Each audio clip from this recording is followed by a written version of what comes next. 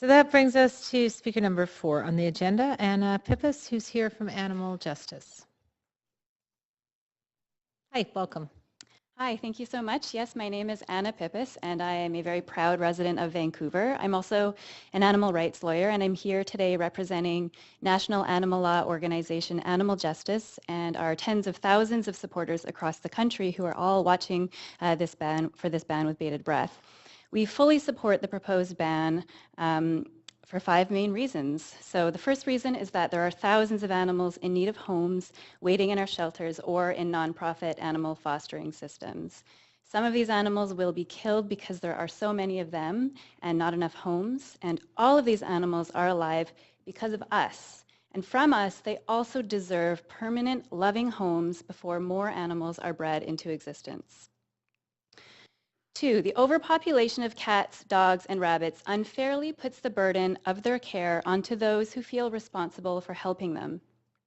It's well documented that animal rescue workers are more prone to depression than average and have some of the highest suicide rates of any profession. This is a direct result of seeing so many suffering animals in need of homes or being euthanized while more animals are bred into existence by profit-driven breeders. 3, commercial breeders are notoriously cruel to animals and difficult to monitor. To these commercial enterprises, animals are a means to profit. And when animals are used for profit, corners will be cut on animal welfare. We see this time and again across sectors. Ending the retail sale of pets makes it significantly harder for breeders to neglect and abuse animals. 4, allowing retail pet sales contributes to impulse purchases from stores which have little incentive to assess purchasers' motivations and competencies. This may lead to animals being improperly cared for or abandoned and thus further straining shelters and rescues. And on this point, I would like to add that my colleague, Lisa Hutchian from the Small Animal Rescue Society, would have liked to be here today, but she couldn't because she is caring for 10 rescued rabbits. So for her, I would like to say as well that impulse purchases of rabbits is a huge problem. And onto my second point as well, this is really unfair that caring people are picking up the pieces of others who are less responsible or who are unscrupulous. And my fifth point is that there is a growing public awareness now that sentient animals are not consumer items. As a society, we are now rethinking many uses of animals that may provide us with some fleeting pleasure, but deprive animals emotionally and physically. Now more than ever, it makes sense to ban the retail sales of pets as part of a growing movement that recognizes animals as sentient individuals rather than consumer items no different than cheap trinkets. Countless cities across Canada and around the world have already banned retail pet sales, as you've heard a little bit today. These bans prove highly successful at promoting animal welfare. For example, just a few short years after Albuquerque, New Mexico banned sales of companion animals over a decade ago, local media reported that animal adoptions increased by 23% and euthanasia at city shelters decreased by 35%. The era of allowing animals to be churned out by unscrupulous, profit-driven breeders while other vulnerable animals languish without homes is quickly coming to an end. Vancouverites are progressive and we love animals, including many of you here today. Many of us, we even have a dog here. Most of us are covered in pet hair of some sort. We see them as members of our families, not as consumer goods. And our municipal animal laws should reflect our values. Thank you. Thank you very much. You have questions from Councillor Stevenson. Thank you very much. So you're a lawyer in the field of animal rights. So maybe you could talk a little bit more about why the focus of concern is puppies, cats, and rabbits only rather than a far broader range. Would you say this is just the first step in hopefully moving down a road that would include far more sentient beings?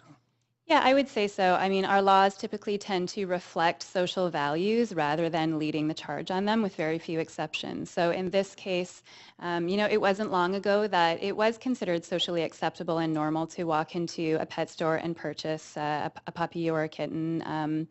Yeah, I myself can remember a time going into a pet store on Broadway, not purchasing an animal, but seeing the animals and not being quite comfortable with it, but this was a normal business, doing business not far from here.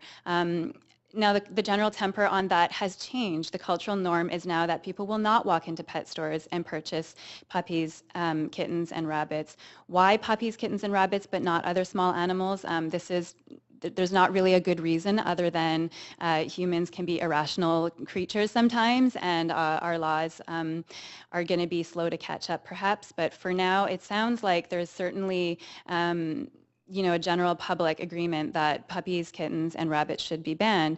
I would certainly encourage council to consider banning the sale of all small animals because gerbils, hamsters, budgies, and all other animals are no different in their sentience and their ability to feel pain, to feel fear, to desire companionship that's suitable for their species, a whole host of emotional and physical needs that may not be addressed by pet stores.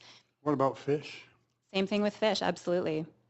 They may look different and alien to us, but fish as well have been shown to have complicated social structures, to be able to use tools, to have rich personal lives, to have qualities like loyalty that we're only just now beginning to understand, and certainly they should not be kept in barren tanks where they don't have companionship.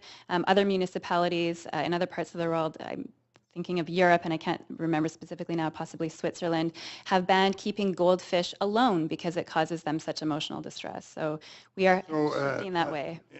In other words, what you're saying is that all life has intrinsic value, but how do you differentiate? Does all life have the same value? In other words, a snail is the same as a puppy, is the same as a whale, is the same as... So this is the nature of sort of equality versus equity. The idea is that I might not be able to be a firefighter because I'm small. And so a rule that prohibits people under a certain size is going to target women disproportionately rather than men. And so we're not talking about a law that says women cannot be firefighters, but we're talking about a law that says only people of a certain stature can be firefighters, and this is going to disproportionately target women. So that's the background to say that dogs don't want the right to vote, fish might not want the right to have personal time or whatever whatever the sort of right in question might be. But the idea is that all animals who are sentient deserve species appropriate rights. Do all animals that are sentient have the same intrinsic value? Is that really what you're arguing? There is no difference? I'm arguing that they all have moral interests that should be addressed legally. Just out of interest, I did doing my master's on the intrinsic value of life, so it's something that interests me a lot. Well, I can recommend reading Peter Singer's seminal classic, Animal Liberation. You know it? Yeah. Excellent. Very cool. Thank you. Thank you very much. Thank you. Great, thank you. I should have reminded speakers you're under no obligation to answer Council's question, but I appreciate you indulging Councillor Stevenson's It was a pleasure. intellectual interest.